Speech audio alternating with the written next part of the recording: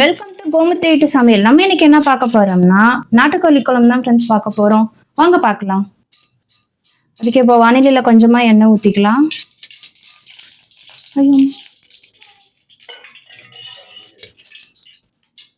பட்டை போட்டுக்கலாம் கொஞ்சமா. ஒரு 4-5 லவங்கப்பூவு, இஞ்சி பூண்டு.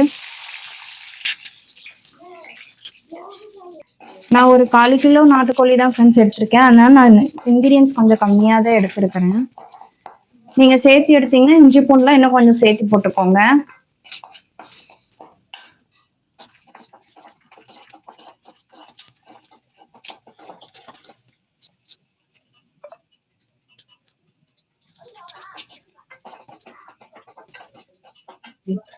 சின்ன வெங்காயம் கொஞ்சம் எடுத்துருக்குறேன், அதையும் சேர்த்துக்கோங்க. ஒரு 10-15 சின்ன வெங்காயம், அதோட கொஞ்சம் பெரிய வெங்காயமும் நான் சேர்த்திக்கிறேன். ஏன்னா எனக்கு குழம்பு கொஞ்சம் நிறைய தேவைன்றதுனால நான் ரெண்டுமே சேர்த்து வைக்கிறேன்.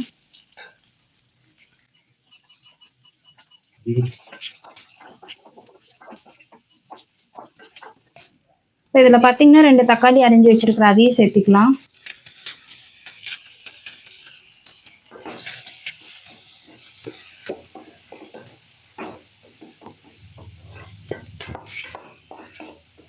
இதுல இப்ப பாத்தீங்கன்னா கொஞ்சமா ஜீரகம் சேர்த்துக்கலாம்.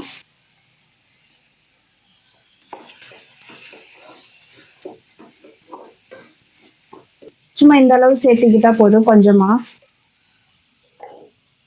கொஞ்சமா சோம்பு சேர்த்துக்கோங்க.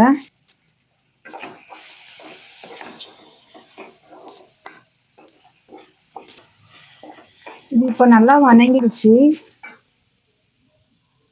இப்ப இதை அடுப்பு ஆஃப் பண்ணிடலாம். இப்ப இதோட பாத்தீங்கன்னா 1/2 மூடி தேங்காய் எடுத்து வச்சிருக்கேன், அதை சேர்த்திக்கலாம்.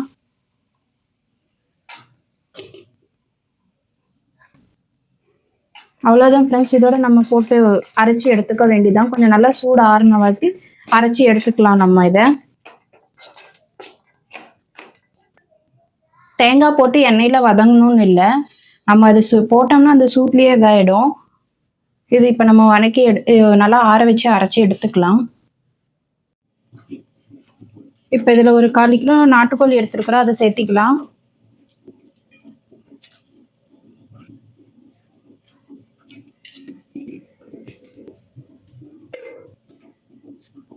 இதுல இப்ப பாத்தீங்கன்னா இஞ்சி பூண்டு ஒரு 4-5 பல்லு பூண்டு, கொஞ்சமா இஞ்சி நசுக்கி வச்சிருக்கிற அதையும் சேர்த்திக்கலாம். ஜீரக மிளகு இடிச்சு வச்சிருக்கிற அதையும் நம்ம சேர்த்திக்கலாம். பாத்தீங்கன்னா ஒரு குட்டி தக்காளி,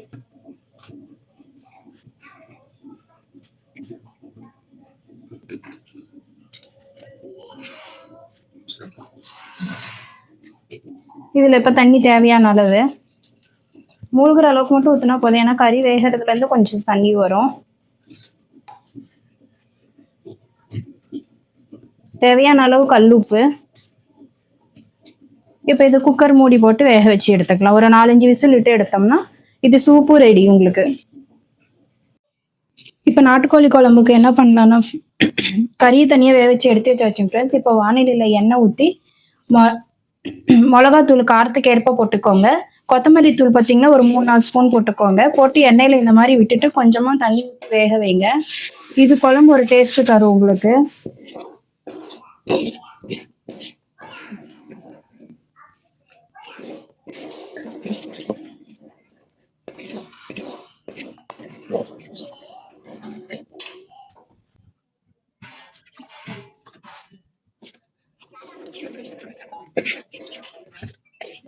இதுல இப்ப பாத்தீங்கன்னா கறி மசாலா தூள் கொஞ்சம் போட்டுக்கலாம்.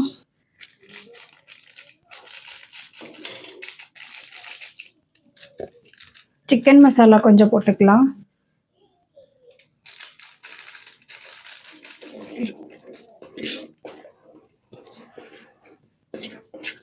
சிக்கன் மசாலா தூள் ஒரு 1 ஸ்பூன் அளவுக்கு போட்டுக்கோங்க. இப்ப இதுல பாத்தீங்கன்னா நம்ம வணக்கி வச்ச இது சேர்த்திக்கலாம்.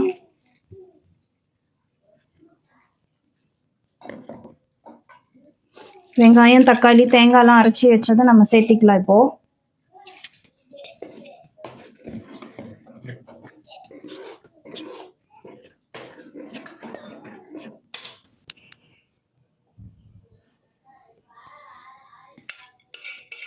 இப்போ இது குழம்பு கொதிச்சிட்டு இருக்கு. இதில் இப்போ நம்ம நாட்டுக்கோழி சேர்த்திக்கலாம் ஃப்ரெண்ட்ஸ். நம்ம நாட்டுக்கோழியில் இருக்கிற தண்ணிலாம் சூப்பாக எடுத்தாச்சு. அதனால வெறும் நாட்டுக்கோழி மட்டும்தான் இருக்கு.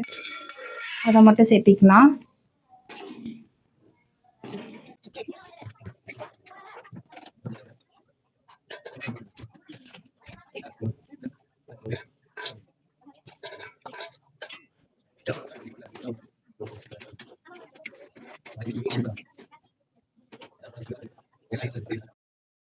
அவ்வளோதான் ஃப்ரெண்ட்ஸ், குழம்பு ரெடி ஆயிடுச்சு.